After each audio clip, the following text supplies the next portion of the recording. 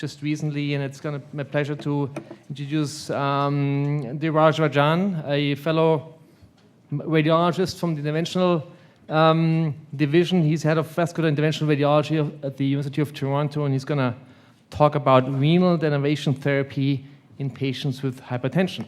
Something we probably haven't heard of before, but there's something new out there. Diraj.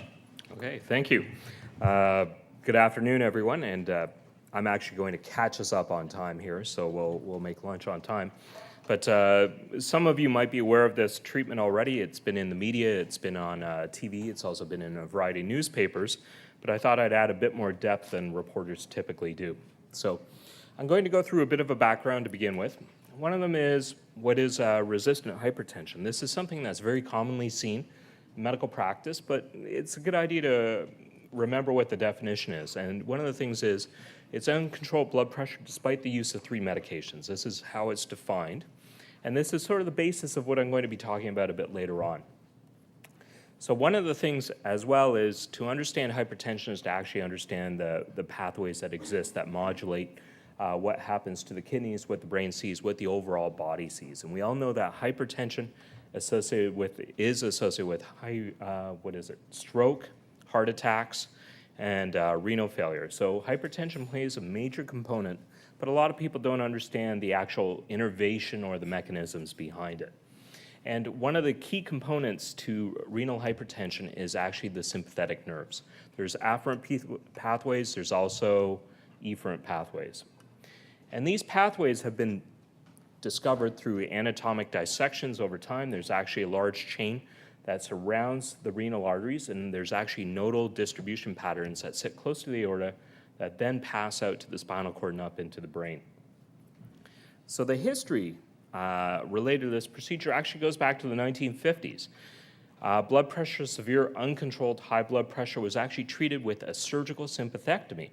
Via laparotomy, you'd open up the abdomen and go around the aorta and actually cut the sympathetic chain from T8 to L23. And this would correct the blood pressure, but you'd lose vascular tone below that level. And that had a lot of implications for patients. Yes, you would correct their blood pressure, but they couldn't stand up, okay? Which might be good for some people. But there were a variety of other problems related with that. So there's quite a bit of a morbidity associated with it and some mortality because you were actually doing a laparotomy. So what are we doing now? What is the thing that we've just done, the first Canadian patient in Canada?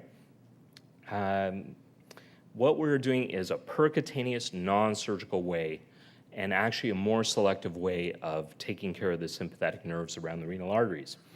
And the basic idea is that we're taking out the afferent sympathetic nerves that feed back to the brain and control blood pressure as well as the baroreceptors. And these nerves actually in dissection specimens are found in the outer coating or the skin of blood vessels called the adventitia. So what are we doing? We're actually using proprietary technology that was developed in California, but interestingly no work done in North America. And what we're using is a device to actually go into the renal arteries, and we're delivering energy from the tip of this catheter circumferentially around the renal artery to disrupt the sympathetic nerves around the renal arteries. So what we're trying to do is burn in a variety of locations that tries to take out the nerves all the way around the renal artery. And this is actually pretty quick. It's only 4 to 6 treatments, 2 minutes apiece. And there's actually a regulatory mechanism through the tip of the catheter that tells us temperature, that tells us feedback, tells us when we're getting in trouble or if we're just being stupid. So there's a variety of things related to this. I'm going to go through some of this. But what do we do? One of the risks with introducing any new technology is getting ahead of yourself and not having a vision as to where this could go. So we really took it easy.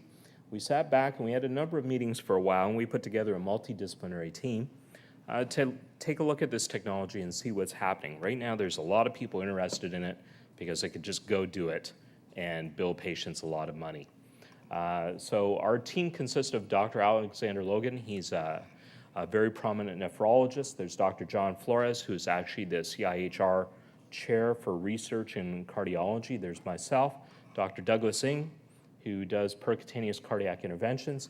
One of my colleagues, George Oriopoulos, who I don't know, he had a moment or an epiphany and actually trained in our field and now works with us part-time. Sorry, Barry. Let's talk about the first Canadian patient, and then I'll go into a bit more detail. First patient, 57-year-old Caucasian male. He was actually on 6 blood pressure medications for more than 5 years. He was refractory to these 6 medications, and this was his blood pressure coming into the hospital. So he knows what the risks are. He knew what the risks were in terms of his uncontrolled hypertension, and he was actually on 6 medications. One of the things is when you're assessing patients for hypertension, you have to exclude secondary causes, such as fibromuscular dysplasia or atherosclerotic disease that narrows blood flow to the kidneys. This is a treatment for people with normal renal arteries. This is not for people that have a limiting lesion in the renal arteries that's slowing flow down. This is a team. This is Doug Ng. This is myself. And this is Dr. George Oriopoulos. This is actually the device. This device is 1.3 millimeters in size, the shaft of it, just to let you know how things are changing. This is my radiation dose shield right here. Dr. Oriopoulos, he does a great job standing there and blocking the radiation for me. And here we are working in our multi-purpose room. This is a room actually up in the operating room that we use for advanced procedures. So when we're starting something new or we're doing something very advanced based on some of the things you saw yesterday with some of my colleagues, we have tremendous capability with this room. We actually have a CT as well so that we could check how we've done. So we decided to do our first case here. And this is percutaneous. There's no knives on this table. This is a 2 millimeter hole in the femoral artery. It's a simple puncture. We go up with a device. And just to show you what we're seeing on the screens in the room, we're checking where the renal arteries are, how many there are, and what the anatomy is so that we understand where we have to go. And we're delivering the energy along these renal arteries here. Just to show you what the device looks like, this is a 4 French or 1.3 millimeter device. This is the active tip of the device here.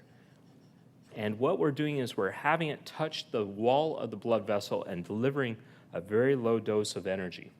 And here's actually a 5 millimeter step to give us an idea, because we want to be 5 millimeters beyond the burn zone of the first burn. And here we are, again, touching the vessel wall, and we're delivering short bursts of energy to the vessel wall. We're not breaking through the vessel wall.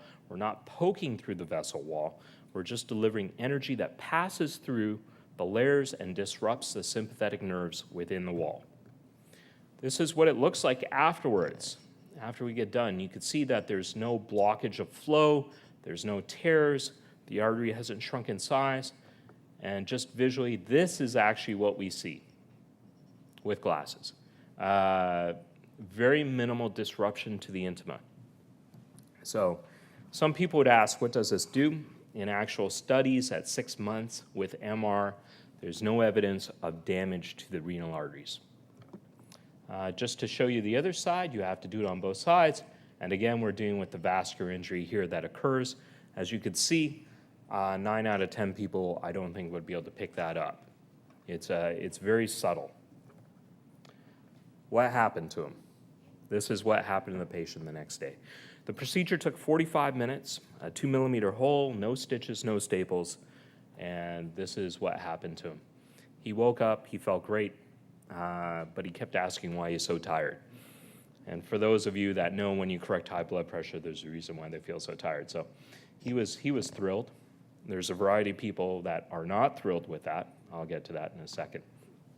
But what actually happens to the nerves? Does this actually work, or are we just actually having a massive placebo effect with this? So there's actually an evaluation that's happened. They've actually looked at epinephrine or norepinephrine spillover after this, and they've looked at urine norepinephrine levels after these treatments and seen a significant reduction. In terms of measurable electrical activity, we see a decrease in sympathetic activity after the treatment. Okay. In terms of what the research has been done, have we been breaking new ground? Are we being a bit crazy here? There's actually been work done that was a basis of us going forward, and I'm going to point through this study and go through this study just very quickly, but this was a randomized prospective study Going beyond that, there is an FDA approval study going on in the States where they're actually going to do sham procedures, puncture the groin, and put a catheter up and make you think you're getting the procedure. Where are we going? Where's our future with this? We're actually going a different direction with our team here, led by Dr. Logan. We're going to look at actually different things, insulin resistance. There's some thought that if you reduce sympathetic tone in the renal arteries, this actually impacts insulin resistance. So there might be a role in type 2 diabetics. We're going to look at cardiorenal syndrome. We're going to look at actually congestive heart failure and a few other things. Going back to the randomized study, this was published in The Lancet. There was over 106 patients. They were randomized between treatment and non-treatment, and this was done mainly in Europe and Australia. And just to go through, there were a variety of criteria. One of them was that these people should not have any flow-limiting lesions. They needed to be on at least 3 blood pressure medications with elevated blood pressure, and they needed to have normal renal function, and they couldn't have diabetes as well. Okay, I'm not going to go through the tremendous details, but this is what the study showed. This is why it was published in Lancet. You can see the control group, no change in blood pressure. Overall reduction in blood pressure for the patients randomized to the treatment, 32 millimeter drop in systolic pressure, a 12 millimeter drop in diastolic pressure. This was obviously a significant difference, otherwise I wouldn't be standing here today. And the results are quite profound. In terms of safety outcomes, people are going, well, how safe is this treatment? There are no deaths, there were no major complications. There was one dissection of the renal artery related to technique. These patients have been studied up to 2 years out. The effect is out to 2 years. This is not a 30-day treatment. This is not a 60-day treatment. This is not a 1-year treatment. There's actually outcomes now out to 2 years. There's 6-month follow-up in terms of renal vascular injury, which is not shown any. There's more data coming out on that. So in terms of major complications, relative to having open surgery, relative to medications, being on multiple medications, the risk profile is actually very good. So where are we going with this? What does this mean to everyone in the room? I want to reiterate that this is right now for refractory hypertension. And this is refractory hypertension after optimal therapy. A lot of people think that they might be getting optimal therapy, they're taking their pills at the right time, they're on the right medications, but that's not necessarily the case. They need to be seen by a hypertension specialist, and if they're refractory to optimal therapy, this treatment is indicated going forward. There is a potential role, which is very large compared to what we're looking at now. Milder hypertension, people with essential hypertension may be on 1 or 2 medications. Those non-compliant patients, 90%. Patients that are not tolerant to medications, you read those contraindications or you read the adverse effects, and it's a list of everything. So you can imagine polypharmacy is creating a lot of problems in patients these days. There's actually a role here that's a bit exciting as well, where it might modulate the progression to chronic renal failure as well. So what does this mean actually beyond this? There are potential roles, but we have to worry because at the end of the day, Big Pharma, I think, is going to hunt us down and be very upset at us. So we have to be very careful about what we're doing here. And I just want to finish up with saying we're getting started here. We are the first center to do it, but we want to do it in a controlled fashion. We want to be very careful about it. We do have an assembled team related to this. And the point person for this, for initial referrals, I'll leave this slide up, is Dr. Alexander Logan. He's our hypertension specialist. That's his fax number, but basically we're looking for refractory or patients refractory to medications. And they should be aware that if they're going to be referred, we are looking at putting all these patients in studies. We do have a common team. We're looking at approaching this as safely as possible, but we want to do it right as well. We don't want to rush forward. Thank you.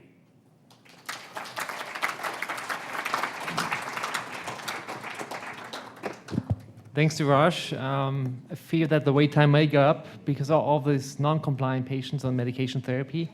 We're going to have the panel discussion later on, and can we have the bodyguards for Diraj to bring him to the lunch? The bodyguards. I'm at table 4 or 5. I'm not quite sure.